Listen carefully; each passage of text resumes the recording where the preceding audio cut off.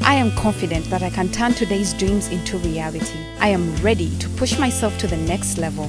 I am determined to face the challenges ahead of me.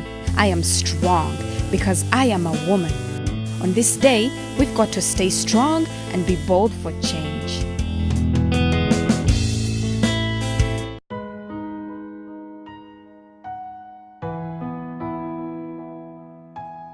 There isn't a single day that you would not need a woman in your life. They are everywhere. We've even got some here. And when I thought of today, the first thing that came into my mind were these two.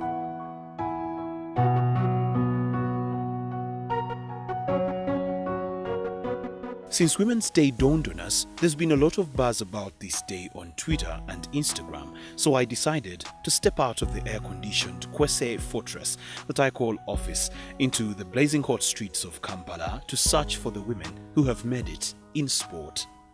Unconfirmed reports indicate that when women are alone, they talk about men. And when men are alone, they talk about sports and, you guessed it, women. Well, I, a man, was going out to meet women and speak about women. Here's my journey. It is the digital era and everything comes off a smartphone. So I did some Ubering. And guess what? My first shock was my driver was a female in a country where women drivers are considered clumsy on the road. Lydia was very careful and I couldn't resist some chit-chat along the way. I think I'm a careful driver. I think that's what you should call us, women. We know how to drive carefully, we know how to get you to places in one piece. We may not be as aggressive as the men, but we're still driving you safely on the road. Which is what I think you want.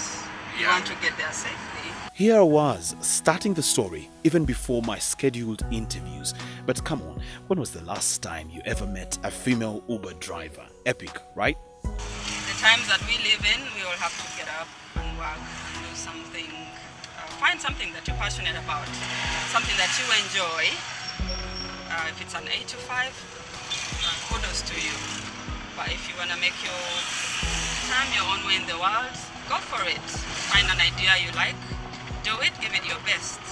Everything that you put your heart to, commit it to God, and everything will work out just great. We spoke at length as she explained why she got into this and her passion as one of the only 10 female Uber drivers in Uganda. It's just an idea that we came up with to complement what I do, which is school shuttle service. So if you have time in between at the weekends, after pickups and drop-offs, it's easy, it just works. It's like a no-brainer. It complements what I do. Speaking of driving, she took me to meet up with another driver, but unlike Lydia, she drives way faster. I'm talking speeds above 150 kph. She's one of the few female professional racers in the country, Leila Mayanja.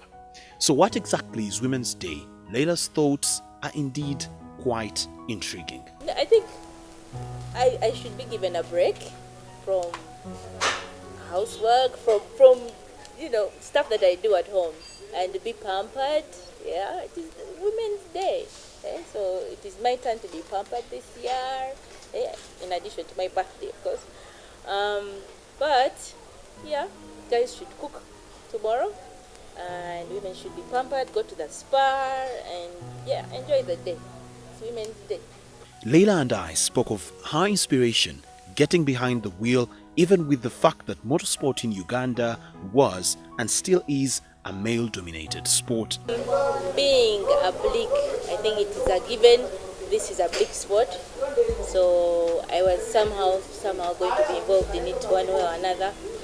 Started out as being a spectator, and then graduated into driving. First navigating, and then driving.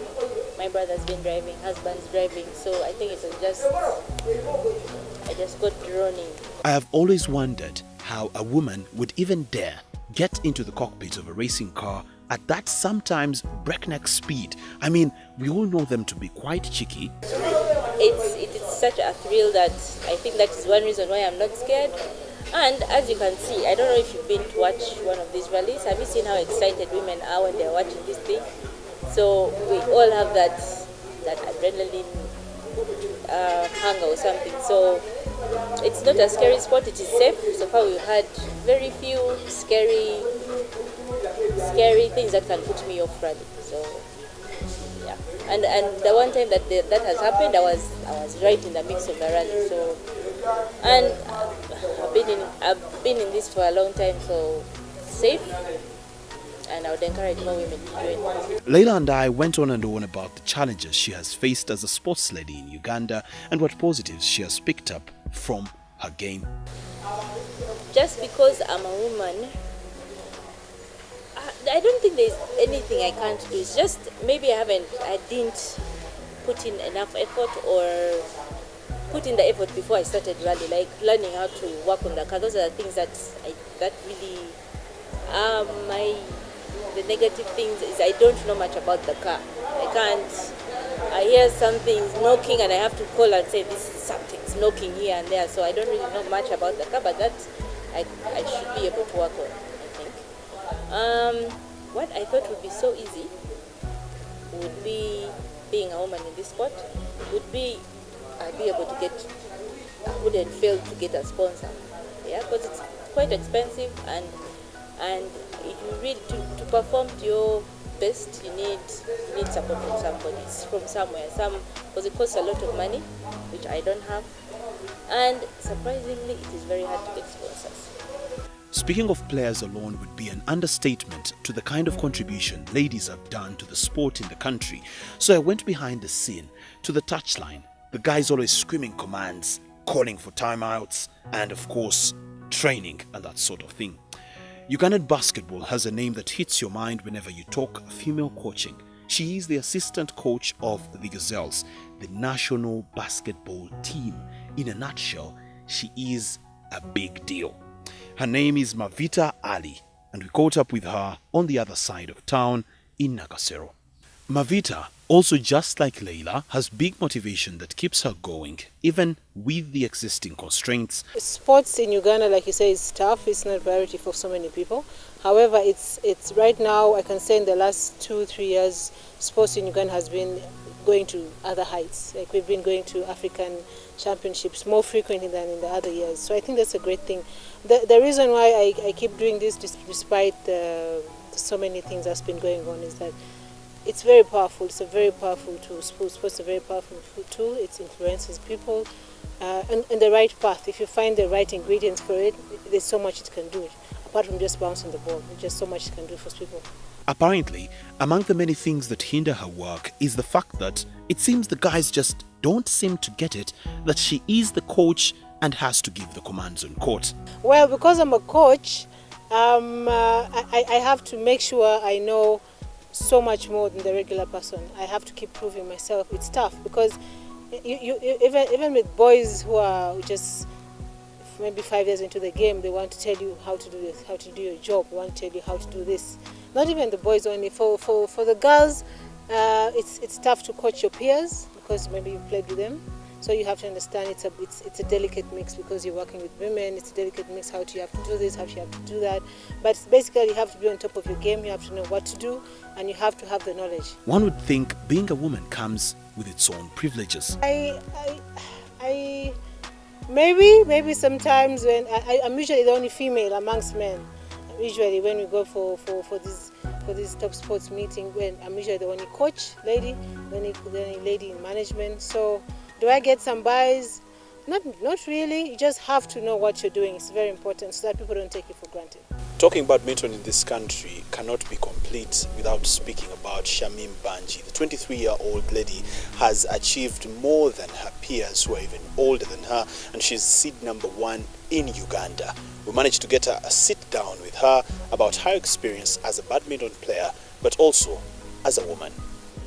I started playing badminton in my senior one from Maram High School, whereby we used to go for mini tournaments. But before I was playing table tennis.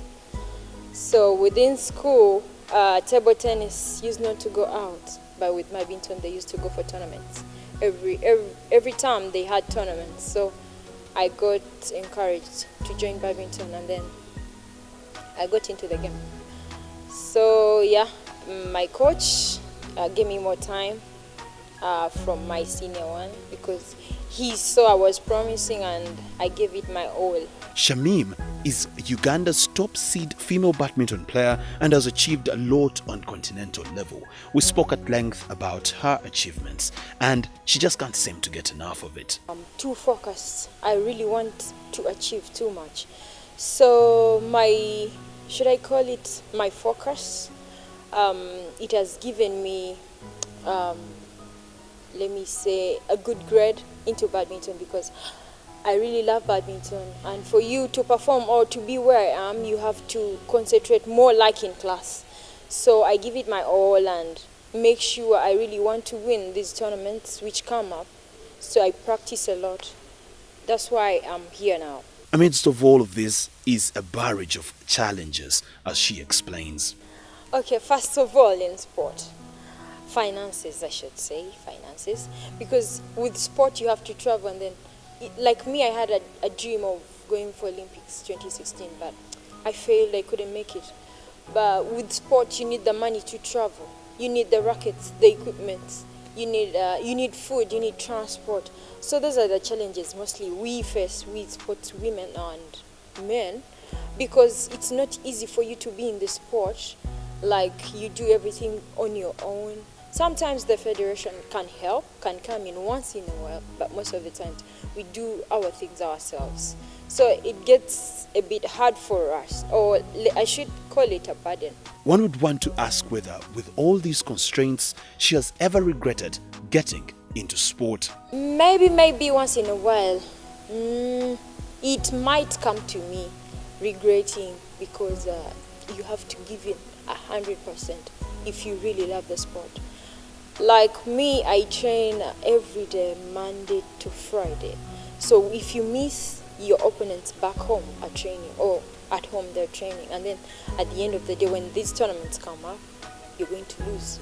So you have to keep in practice all the time to maintain what you have, and maintenance is not easy, more so if you're number one of the country. We all know the ladies like their clothes, their makeup, shoes and the rest all in one piece, and sports can sometimes get a little messy. I mean, look at these guys.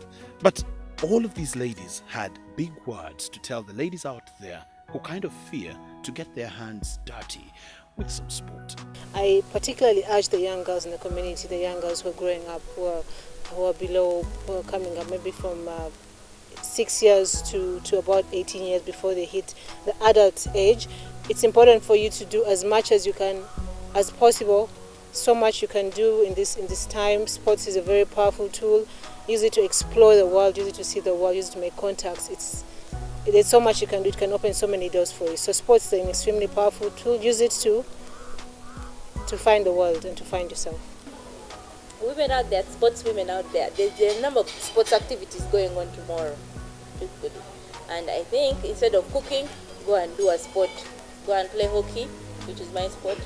There are a number of activities happening tomorrow, so I think women should be involved in that since it is Women's Day. So let's celebrate it. Fundamental members of society, the women are, and a fundamental part of sporting in this country of Uganda. We've spoken to some of them, but there are so many out there, a variety of women in sport. Happy Women's Day. I am Daniel Lutaaya for Quest of Sports. Woman, a warrior is a woman, a savior is a woman, a warrior is a woman,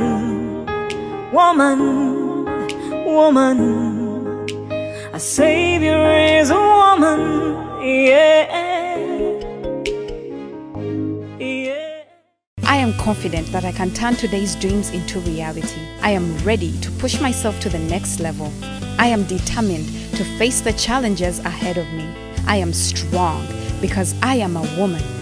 On this day, we've got to stay strong and be bold for change.